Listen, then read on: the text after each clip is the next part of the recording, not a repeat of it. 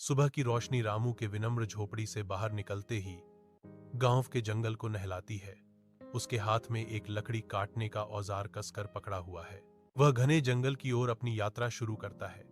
उसका आकार दरवाजे से घिरा हुआ है, क्योंकि वह परिचित को पीछे छोड़ देता है।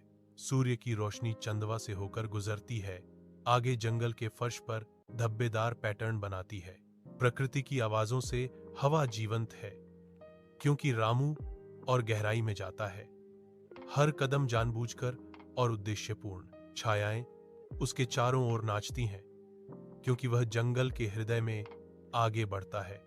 प्रकाश उसके पथ का मार्गदर्शन करता है। वह पेड़ों का सर्वेक्षण करता है।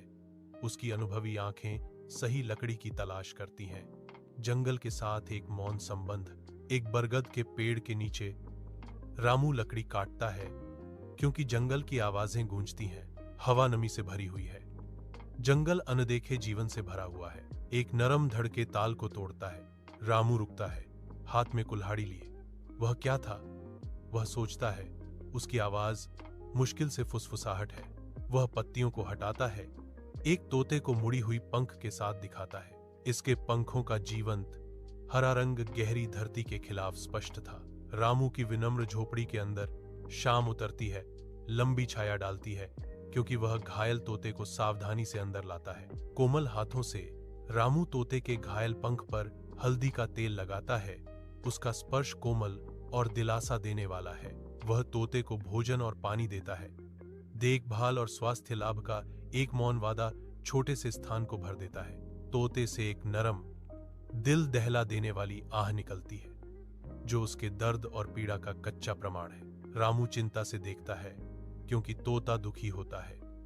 उसकी आंखें प्राणी की दुर्दशा के लिए गहरी सहानुभूति दर्शाती हैं। रामू की विनम्र झोपड़ी में दिन बीतते हैं। एक समय बीमार रहने वाला तोता अब फल फूल रहा है। उसके पंख जीवंत हैं। उसकी आत्मा उड़ रही है। तोता बोलता है। उसकी आवाज एक मधुर धुन है, जो छोटे से स्थान को भर देती है। रामू भैया, आप बहुत अच्छे इंसान हैं, तोते ने चहचहाया। रामू का दिल भर आता है। उसके होठों पर एक कोमल मुस्कान छा जाती है। आदमी और पक्षी के बीच आभार और स्नेह का बंधन खिलता है। सुबह की धूप रामू की विनम्र झोपड़ी के बाहर के दृश्य को रंग देती है। लंबी छायाएं डालती है, जो एक नए दिन के वादे के साथ नृत्य करती हैं। रामू शांति से बैठता है, अपने साधारण निवास के शांत पृष्ठभूमि के बीच शांति का प्रतीक। एक तोता पास में बैठा हुआ प्राचीन ज्ञान के साथ चुप्पी तोड़ता है। जंगल के भीतर एक पुराना